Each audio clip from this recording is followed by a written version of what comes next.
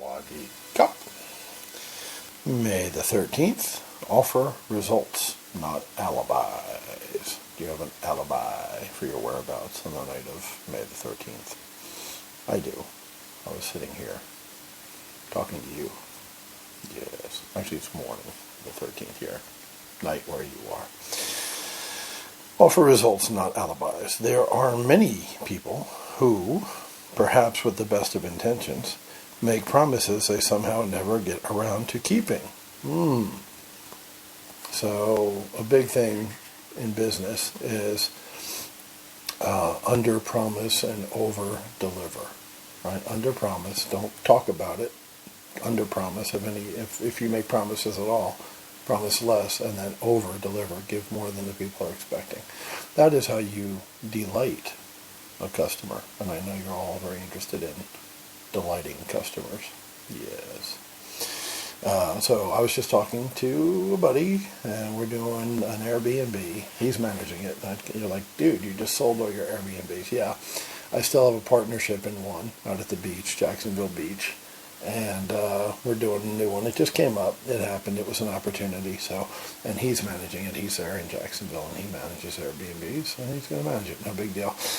And he was like, yeah, well, you got this furniture from your old Airbnb, have it delivered to the new one and have it cleaned and set up and brackets attached to the wall. And I'm like, dude, I am not going to promise you something I can't deliver. I'm in friggin' Thailand. I know you're busy. I know you got 40 units you're managing, but no can do. So he's going to hire a guy to do it, and that's the right answer. So never promise something you're not 100% sure you can deliver. And with me here in Thailand, I can't promise anything in Jacksonville. I can call some buddies and ask them to help me out, but since I'm not doing it, I can't promise it. I won't promise it. So that's just an example of everyday life. We're talking about the book, and I just got off the phone with the dude and said, no, I can't do that. Can't promise it. He was trying to get shit done like I would do when I was there. It's funny because it was like talking to me, because I would always try to get other people to do shit. Delegate. He was trying to delegate to me, and I'm like, I'm in Thailand. No, you can't delegate to me. Sorry. If I was there, I would have done it. And once again with phone calls, I would have made a bunch of phone calls, found a mover, had them there, get a setup guy, handyman, whatever. I would have made it happen if I was in Jacksonville, but I'm not in Jacksonville, so I didn't promise, and we're going to get it done. I'm going to sell them that furniture from my old Airbnb, but it's without me being obligated to do anything other than get it delivered to the place, which I can do with a phone call through here. From here, I can make that happen. But the setup, cleaning, do this, that's out of my sphere of influence at this point. Know your limitations, right? So we're offering results, not alibis. Developed a number of never get around to keeping promises they make, right? So don't make a promise you can't keep is the moral of the story. These folks have usually developed a number of perfectly plausible explanations for not meeting their commitments. They have become experts explaining away their failures. You see, what had happened was, right? You've heard that one before. I know a lot of you see what had happened was guys, and they're not successful. They're guys who worked for me, painting houses or whatever, cleaning stuff. You see what had happened was successful people, though, are those who accept responsibility for their lives. They know that talk is cheap. Actions are all that really matters. Frigging men.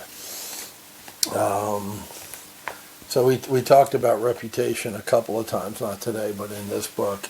It's been a busy morning. It's friggin' almost 10 o'clock. It's 10 to 10 here in the morning on the next day from you guys, Thursday. It's Wednesday night in America. It's Thursday morning here in Thailand. And before I talked to the guy about the Airbnb and the furniture, I talked to a new recruit. I actually recruited another agent for ORC. And when I say I recruited, he reached out to me through Facebook, right? And that's based on reputation. Like, he is a real estate agent who is primarily focused on investing, and he heard from other agents who are, with my brokerage, Like Greg is the go-to guy. You see that on Facebook a lot, on Yellowbird Connect and whatnot.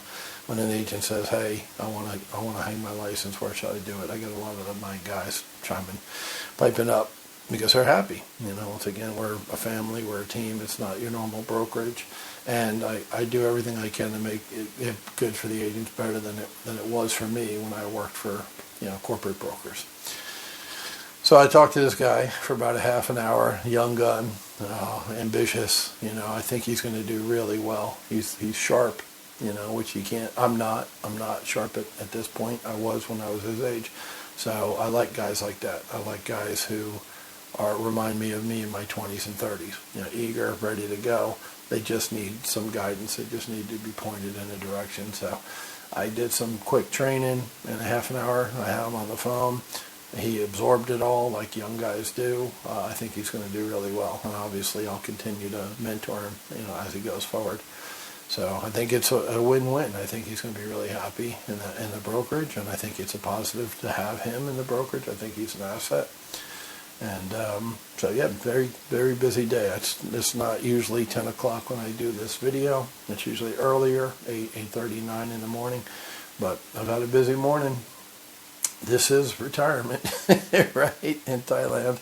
I'm still a broker in America, and I still got my hand in a couple of pies in America. So obviously the second one isn't producing yet. We're just putting it together.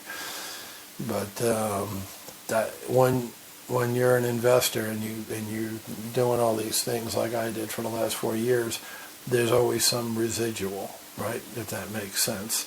So, and that's kind of the key to wealth, is passive income and residual income, which is money that keeps trickling in years after you've done the work. And that's what I'm enjoying now in my afterlife here in Thailand. So you guys can build that too. It's not a dream.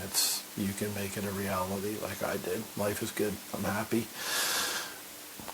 Having more money coming in, even if it's a small amount, my flat fee is $200. Like other brokers charge 50%, 30% of a person's production or commission.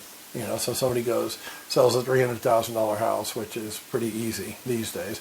That's $9,000 commission for each side, buyer listing, right? It's $9,000 gets to the broker.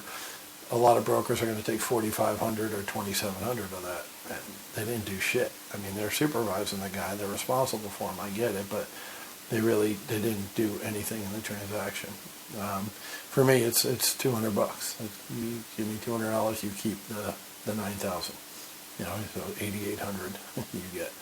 And that's why so many agents are attracted to my brokerage, and that's why. And I'm not the only broker who does that too. If you're like, well, out of 11,000 agents, why don't you have 10,000? Number one, I haven't really ever actively recruited. I'd go to investor meetups and meet agents there who are investor hybrids and get in conversations, and they'd wind up joining my company. That's so organically it grew to 50 agents just by me networking as a flipper, as an investor, and Airbnb guy, and. Obviously that went down when Papa left. Papa went to Thailand and drank mango, drink mango. Give me some mango. Gotta have my mango. Need it every day. Yeah, I drank that whole carton down. Glug, glug, glug, glug, glug, glug, glug. And I was happy when I was doing it. So when I left, we've lost some agents because I wasn't there in the office. So I am speaking to a young lady who has a skill set completely different from mine. I am a sales guy. I am good at sales. And what that really means, like what is a sales guy? It's a person who understands people. If you understand people, you'll be good at sales because you'll be able to figure out what they want and what they need. And if you're able to deliver it, you'll be successful. You'll make the sale. You'll buy their house, to fix it up and sell it, or you'll list their house and make commission when it sells, or whatever. If you know people, you'll be successful in sales, whatever area of sales you're in. And this person is more of an office type, like an admin type, which is exactly 180 degrees from where I'm at. I am not an office. I suck at office work. Remember I talked about taking out the garbage and mowing the lawn and how that drives me crazy because it's a repetitive task you do over and over and over again. This person is very good at repetitive tasks and actually likes it, and that's her. Alrighty, sorry about that. So I got a internet phone call. There's an app called Line, Line, that they use here in Southeast Asia. It's a lot like WhatsApp or Skype. And I got a line call from my buddy Rob, and he's actually calling me back. We're a little crooked here. And he cut off the video, which is interesting. Never had that happen before. Anyway, I was talking about the lady who's good at things I'm not good at. And after a sales guy running my company for 4 years, 5 years, 16, 17, 18, 19, 4 years, I ran it remotely from Thailand last year, so 5th year, but without actually being there. The company absolutely needs what she brings to the table. So there, I wasn't looking for somebody like me. I was looking for somebody opposite of me, and I pretty much found her, and I'm very happy about that. I think she's going to kill it in that job. I think she was fucking born to do it, and it's just her personality type and the way she thinks. So to be successful, she just has to be herself. So you see, I'm putting her in a position to succeed, and that will let the company live, and that's very important to me. It's my baby. I started from scratch in 2016. A lot of my friends are there and have their licenses hung there. I want it to live. I want it to thrive. I want it to prosper. And I have definitely come to the realization in the last year that I can't do that, from here, remotely. Even once again, a big part of the reason I talked about this earlier in a couple of videos back or a week ago, whenever it was, where I said the reason people came to my brokerage was the low cost. They made more money. That's the motivation. That's what's in it for them. The reason people stayed in my brokerage was because of the relationships. And I haven't been able to form those relationships with the newer people, while I've been here in the last year or so. When she's there, and I keep calling it Papa, Daddy, that Big Daddy, whatever. I mean, that was all a very real thing. Well, thank you. Now they got Mommy, right? So instead of Daddy, they got Mommy. And while Mommy's waiting to be Mommy to the kids, she's going to get the office straight, which I never did. I mean, until when I hired people, I delegated to 3 different people and had little systems set up. But it's a continuous process. So with somebody manning the ship who likes a clean and tidy ship, ORC, One Realty Corp, will be better for it, I think. So I'm very excited for her to get in there and start working her magic. And once again, it's not that she's a magician. She's just a very detail-oriented person, and that's exactly what the company needs at this time. Could she have recruited 50 agents in 4 years? I don't know. That's not really her thing. But now that there is this group of agents, we're up to, 36 now, because I recruited that guy today, she can definitely make it a better company than it was last year. And that's what I'm looking for at this point. So I think it's a fit. I'm excited about it. I want to see that company thrive. Like I said, not just survive like it did last year, but thrive. And, the market's going to pop at some point. It can't stay hot forever. And I think she's a steady hand and will guide the company through that. So things are going well. Oh, even better news. The call that I got that broke in between the first video and the second, my house, which was a long time coming, renovating it and then putting it on the market. There's a lot of challenges in selling that house, and it's going to close next Tuesday.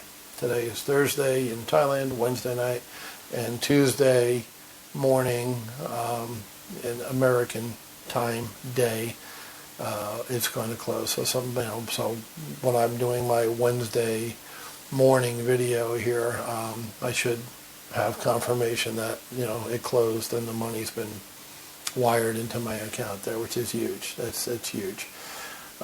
So between now and then, I got to get everything set up online. Remember, I told you the Bank of Bangkok thing was messed up. The phone was messed up. I straightened all that out. I should be able to register for the online auctions now that because of COVID, they stopped doing live auctions, and get set up. Because as I explained before, I'm going to bring that money over in 500,000 baht, which is roughly 15,000 US pieces, hunks, so that I can buy condos down the road.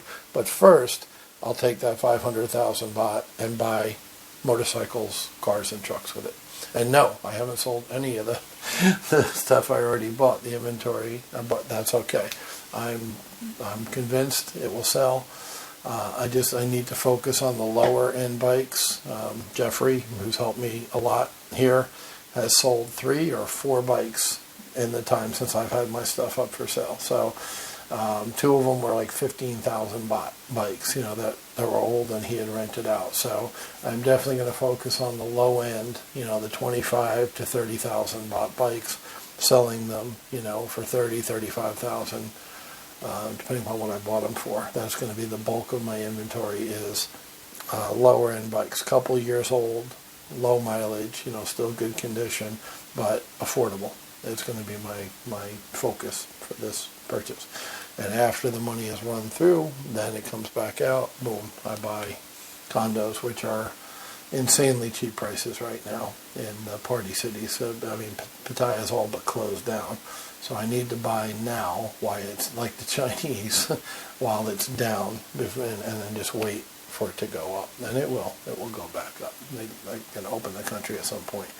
This country needs tourists. They can talk all they want about manufacturing and exporting and this and that, and it's paradise. And how you make money in paradise is by selling the right to visit it. And that's what they've done for years. That's what they'll do again. COVID will lose its grip on the people gradually. I think over the course of this next year, the money people are already talking about opening up fourth quarter. So I just need to buy as much as I can in the party cities between now and the fourth quarter. That's it for today. I'm going to put this thing together into one piece, combine it with my little video thing, and that's the daily action plan. Once again, good stuff. He's repeating action because that's the theme for the month. But also not making excuses, right? Because and you don't have to make excuses if you don't overpromise, right? Overpromise and underdeliver is reverse of what we try to do, which is underpromise and overdeliver. So never make a promise you can't keep, ever, ever, ever, ever.